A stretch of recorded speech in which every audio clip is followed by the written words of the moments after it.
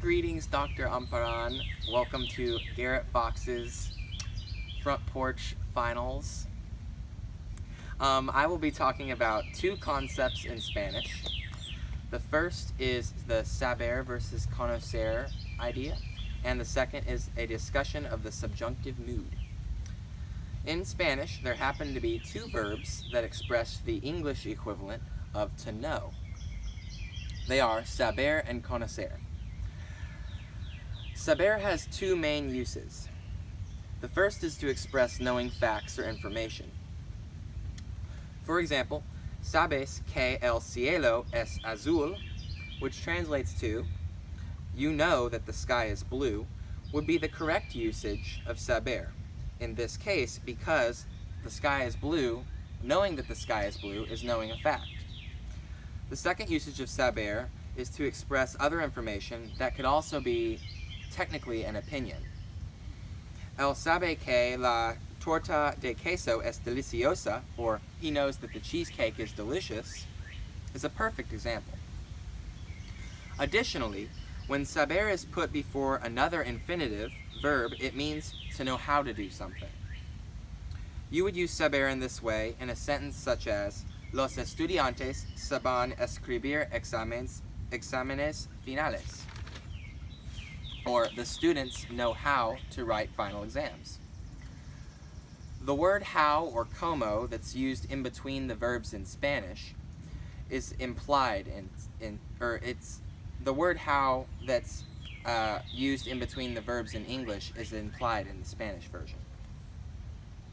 In instances of to know that don't express information, facts, or how to do something, you would use the verb conocer. There leaves four specific usages of conocer then. The first three are to know or be acquainted with a person, place, or thing. Some examples are as follows. Mi madre conoce bien a mi maestro says my mother knows my teacher well and shows knowledge of a person. Yo conozco la ciudad de Chattanooga says I know the city of Chattanooga and shows knowledge of a place. Ellos no conocen el libro que leí says they don't know the book I read and expresses knowledge or lack thereof of a specific object. When using conocer, be careful to pay attention of what you may think of as knowing a place when it's is the same as knowing where a place is, but it's not. Knowing where a place is knowing a fact or information, and therefore you use saber and not conocer.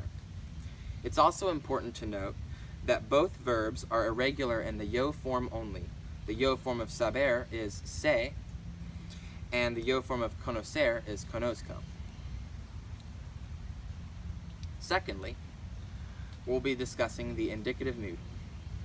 The subjunctive mood.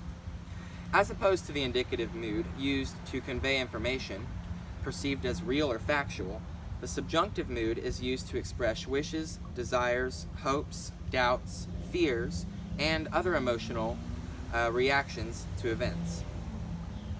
A great acronym to use to remember when to use the subjunctive is WEIRDO, which stands for wishes, emotions, impersonal expressions, requests, recommendations, doubt, disbelief, denial, and olaha, which means hope. The grammatical mechanic for linking the present indicative to the present subjunctive is to use, in one sentence together, is to use que between the two verb clauses. To express wish and desire, you could use verbs such as querer, to want, and desear, to wish.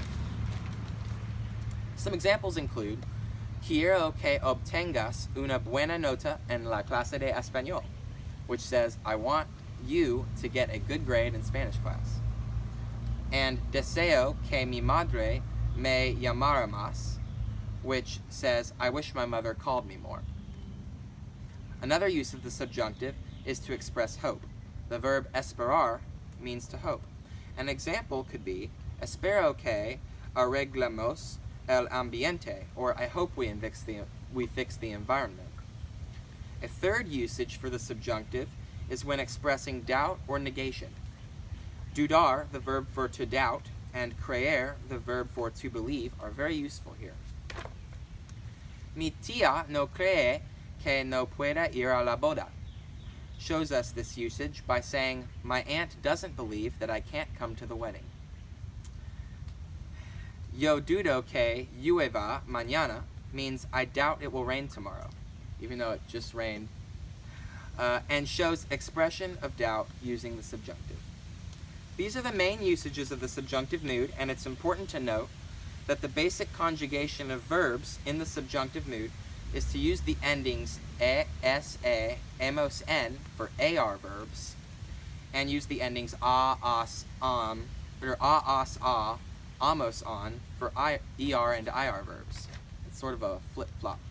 Anyway, that's our discussion of Saber versus Conocer and the subjunctive mood.